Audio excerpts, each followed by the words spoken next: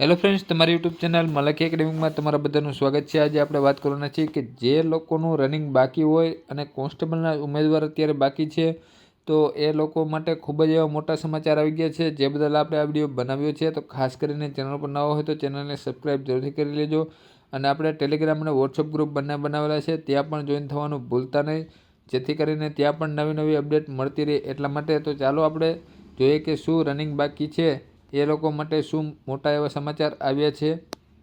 તો તમે જે ઓફિશિયલ વેબસાઇટ છે ત્યાં પણ જઈને તમે જોઈ શકશો। આ જે છે એ ફક્ત મહિલા ઉમેદવારો માટે ખાસ સૂચના જે છે આપવામાં આવેલી છે। તમે જોઈ શકો છો કે 10/2/2025ના રોજ જે છે વેબસાઇટ ઉપર આ માહિતી અપલોડ કરવામાં આવેલ છે, જેમાં જોઈએ તો ઓજાસ ઉપર ઓનલાઈન અરજી કરતી વખતે જો કોઈ મહિલા ઉમેદવારોએ ભૂલથી ફિમેલના બદલે મેલ સિલેક્ટ કરેલ હશે તો તેવા મહિલા ઉમેદવારોને શારીરિક કસોટી માટે પુરુષ ગ્રાઉન્ડ ફાળવવામાં આવેલ હશે।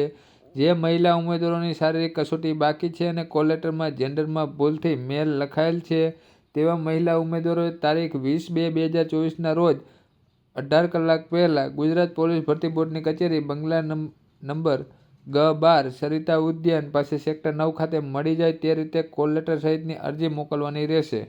જે ગ્રાઉન્ડનું લિસ્ટ આપેલું છે, 4 ગ્રાઉન્ડ છે અને ઉપરોક્ત ચારેય મહિલા ગ્રાઉન્ડ ખાતે 22/2/2025ના રોજ મહિલા ઉમેદવારોની શારીરિક કસોટી પૂર્ણ થતી હોય તો તારીખ 20/2/2025 બાદ મળેલ કોઈપણ અરજી ગ્રાહ્ય રાખવામાં નહીં આવે।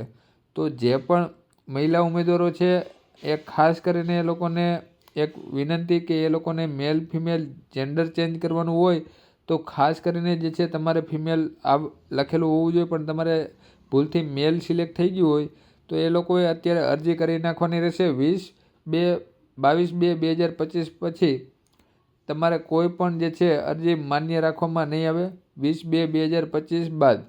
એટલે તમારે ખાસ કરીને જે છે ચારેય ગ્રાઉન્ડ ઉપર 22/2ના રોજ મહિલા ઉમેદવારોની શારીરિક કસોટી પૂર્ણ થતી હોય છે, તો કે 22 તારીખ છેલ્લી છે। તો ખાસ કરીને જે પણ મહિલા ઉમેદવાર છે અને બાકી હોય જેન્ડર ચેન્જ કરવાનું અથવા કે તારીખમાં ફેરફાર કરવાનું કોઈ પણ હોય તો અગાઉ કરાવી લેજો ખાસ કરીને। ત્યાર પછી કોઈ પણ જે છે તમારી અરજી ગ્રાહ્ય રાખવામાં નહીં આવે।